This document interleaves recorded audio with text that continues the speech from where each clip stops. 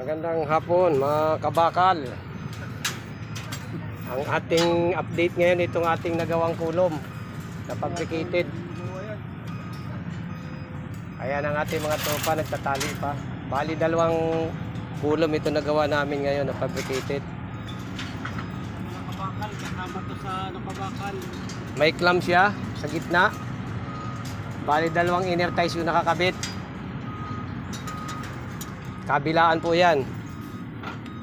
Ang ginamit na bakal dyan sa inner ties at saka yung clamp na yan, di 12 lang, 12 mm.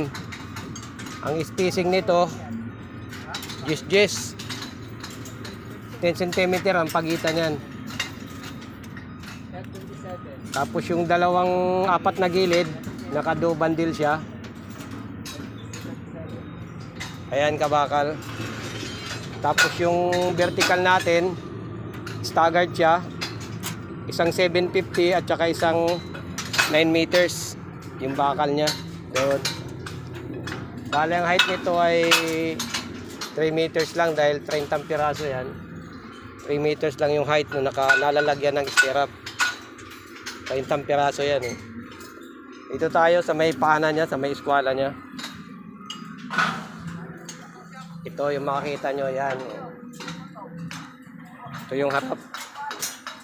Yung ilalim pala. Ayan, inner ties. Dalawa. May nakakabit pa na extra na clamp. Ganon din dito, may clamp yan dito. Ayan. Ito yung nagawa, dalawang piraso.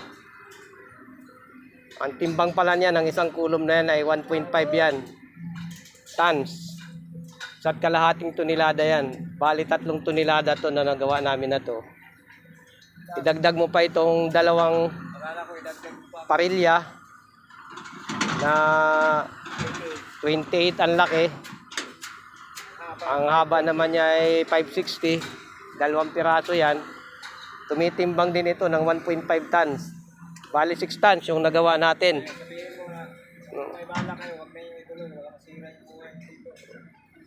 Ganito dito yung trabaho sa Ibu City. Guys, kung dumaan ito sa inyong mga wall, support sa aking Facebook page at sa aking YouTube channel, Kabakal Vlog, Ariel Garcia. Maraming salamat at magandang hapon sa inyong lahat.